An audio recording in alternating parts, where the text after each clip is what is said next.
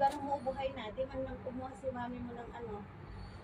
Sabi niya, bibili pa daw siya ng pasok, lalagyan natin.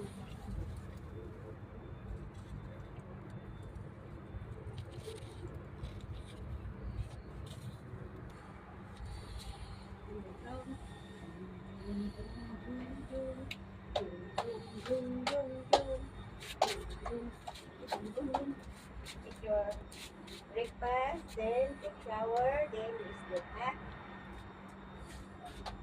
Imamag ko yung ginamit ko doon sa kwarto na ano tayo pag tinapos.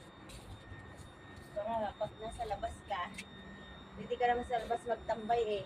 Doon ka sa walker mo, ay stroller mo, para ano,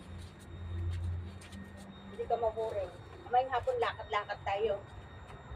May walker ka na, ay stroller ka na, hindi na ako mahirapan.